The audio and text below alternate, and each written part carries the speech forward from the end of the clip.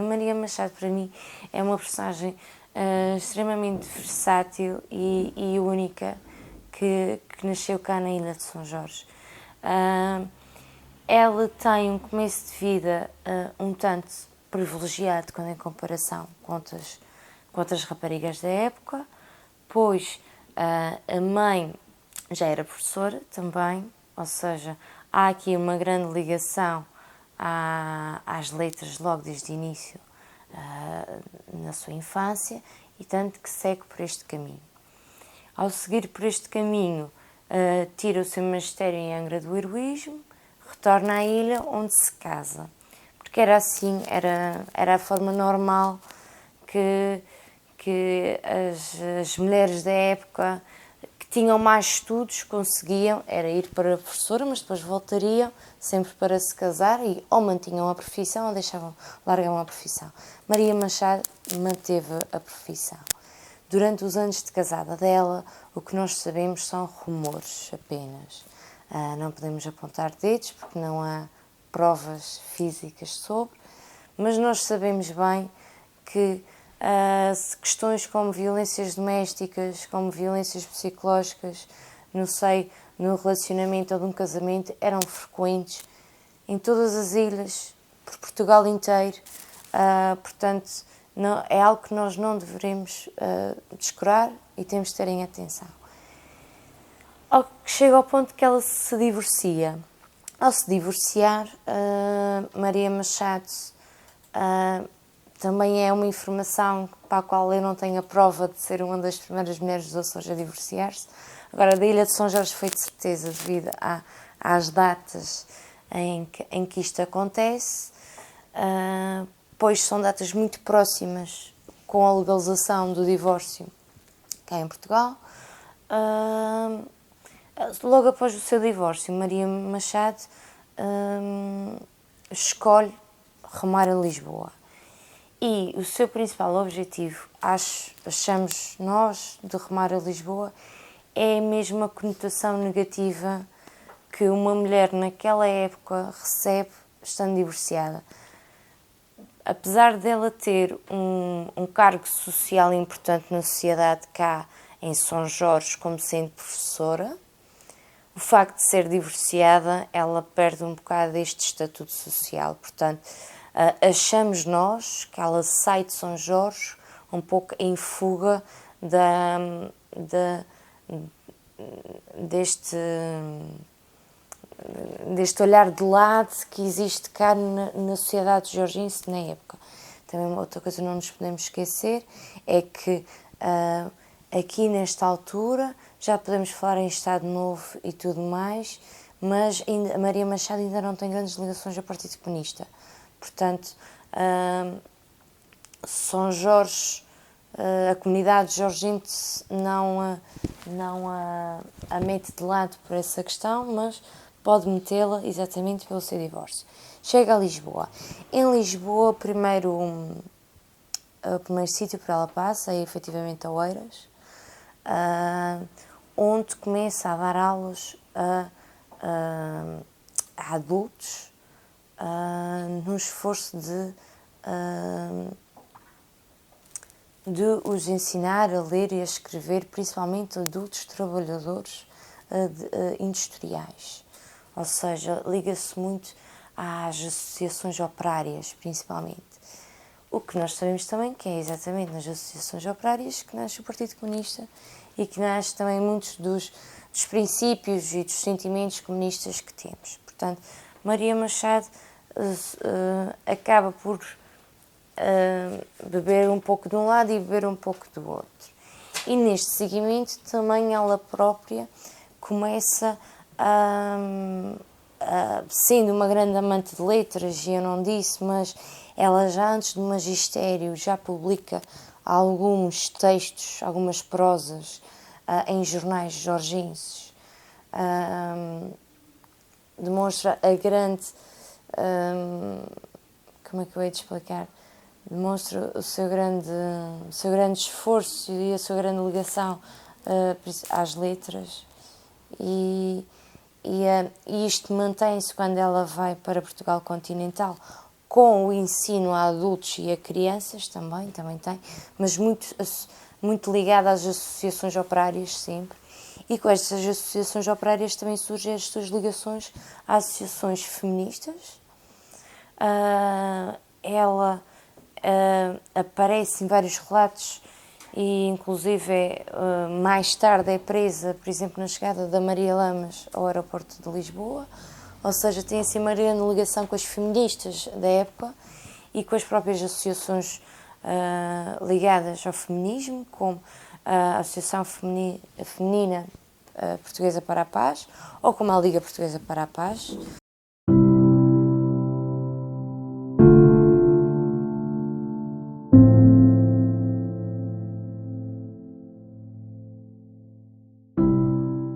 Portanto, neste sentido, Maria Machado aproxima-se muito do Partido Comunista, chegando a passar, porque a partir do momento que ela dá aulas em várias associações operárias, ela própria começa a ser marcada pelo Estado português e pela PIDE. Não é automaticamente presa, mas começa a ser vigiada e um pouco seguida, então ela faz uma pausa e vai para Paris durante uns anos, poucos anos. Mas essa sua ida a Paris é extremamente importante, porque é numa época já que Álvaro Cunhal já se encontra na clandestinidade e, portanto, a Maria Machado torna-se um dos contactos que existe entre a Internacional Comunista e o Partido Comunista Português, ou seja, Álvaro Cunhal. E recebe as informações que vêm principalmente da União Soviética, como é óbvio, e de outros países comunistas ou de outros partidos comunistas europeus, e transmite o que é que está a ser pensado, o que é que está a ser decidido, quais são os princípios que estão-se a seguir, porque nós sabemos que o Partido Comunista, do ponto de vista internacional, teve várias vertentes, teve várias particularidades consoante os países, consoante o sítio onde está inserido, e portanto, mas já há sempre aqui uns ideais base que saem efetivamente da União Soviética. E então ela é este ponto de contacto. Entre muitos outros que também são pontos de contacto, ela torna-se um ponto dele. Depois retorna a Portugal também, mas já muito mais ligada nesta época, já está mais ligada à clandestinidade do Partido Comunista Português do que propriamente ao ensino, se bem que ela em Paris ensina português também a muitos imigrantes, porque estamos a falar da fase que os portugueses fugiram pela fronteira agarraram nas suas coisas e caminharam pela fronteira fora, a caminho de França. Ou, sim, a caminho principalmente de França ou de outras terras. Então, ela já em Paris também continua com este ensino, ou seja, é algo que ela nunca larga um bocadinho as publicações, concentra-se mais em publicações no Avante, na publicação do Partido Comunista e não tanto na publicação generalista como ela antes tinha. Alguma presença cá na região. Ela aí já fica, retorna a Portugal, entra na clandestinidade, que é muito... que à época já entra na clandestinidade já com alguma idade, porque por norma, se nós lermos vários depoimentos sobre o Partido Comunista na época do Estado Novo, ou mesmo documentários, nós percebemos que eles entram na clandestinidade por volta, ou ainda estão nas universidades, ou têm 23, 24 anos, ou vão até aos 30, não entram na clandestinidade aos 40 anos, ou aos 40 e poucos, como Maria Machado entra. E aí ela já entra na clandestinidade. Uma das funções que ela tinha na clandestinidade era a operacionalização de uma tipografia do Avante. A tipografia clandestina, no distrito de Leiria, e então ela alugava um apartamento com 2 camaradas, os quais fingiam ser o sobrinho e o filho dela, portanto nota-se logo aí a grande diferença de idades que existe entre ela e os seus camaradas. Também existem pessoas mais velhas no Partido Comunista, como é óbvio na época, mas ali na clandestinidade e na linha da frente. E o objetivo deles era efetivamente continuar a publicação da revista do Avante.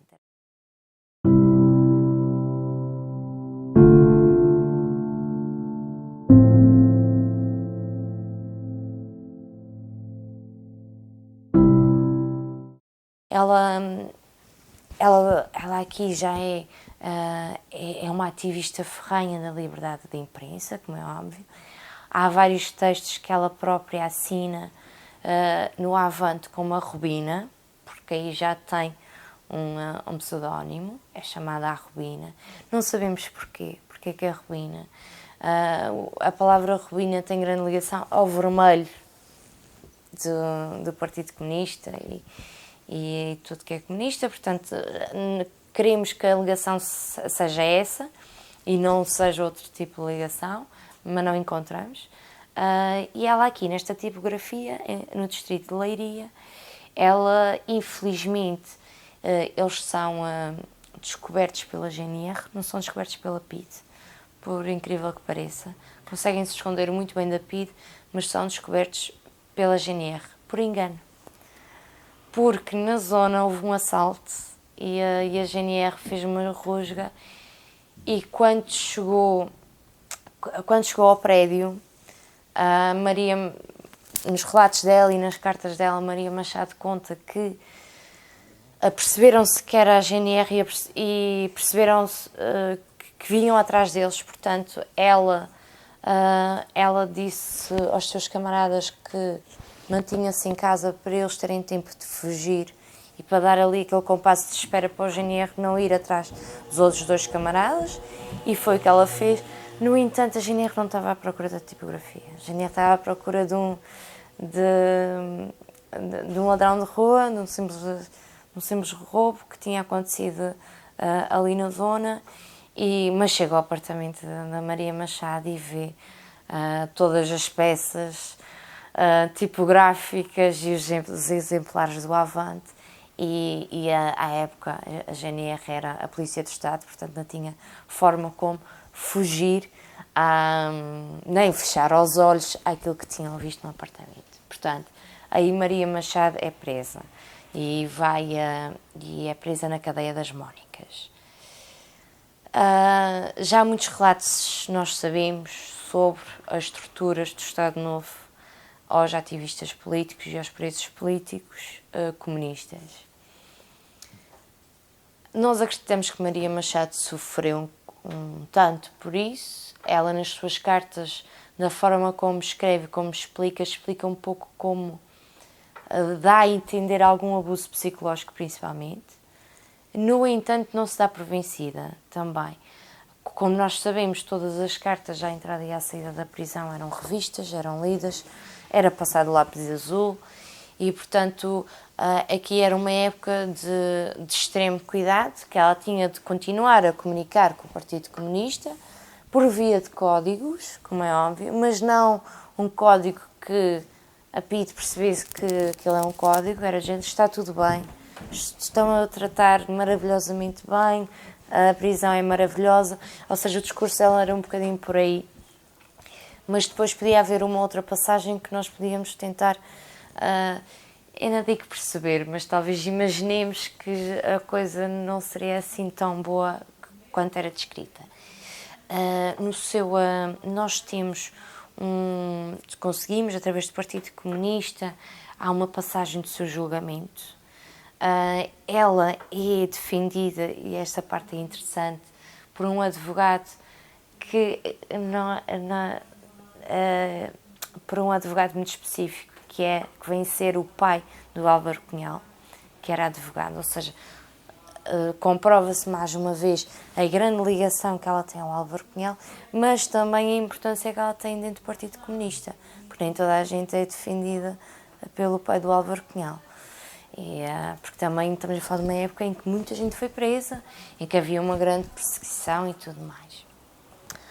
É nesta época também, e em relação a São Jorge, e aqui vou dar o passo atrás e demonstrar a importância que ainda hoje em dia não é muito reconhecida, mas que ela deu bastante à ilha.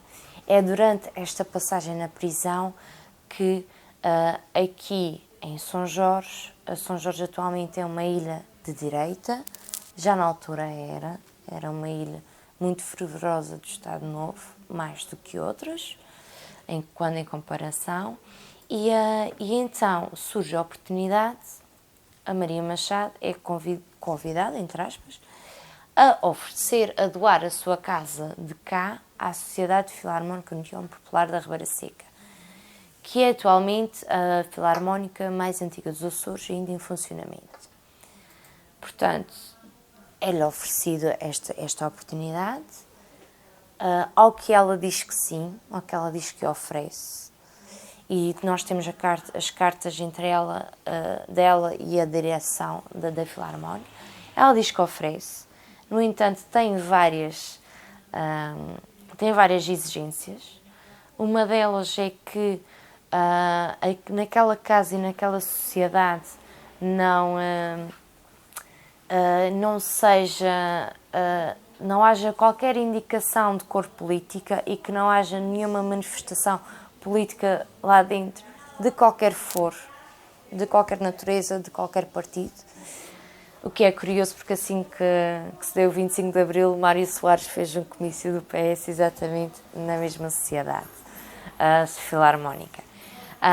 Mas pronto, ela tinha esta indicação e também tinha o desejo e disponibilizou-se na doação da sua biblioteca pessoal à Sociedade Filarmónica. Esta é uma questão muito interessante, porque esta biblioteca pessoal encontra-se desaparecida em São Jorge. Nós, a Sociedade União Popular da Ribeira Seca, atualmente tem alguns exemplares de uns livros extremamente antigos. Ela, nas suas cartas, refere e sublinha que espera que os seus livros não sejam queimados.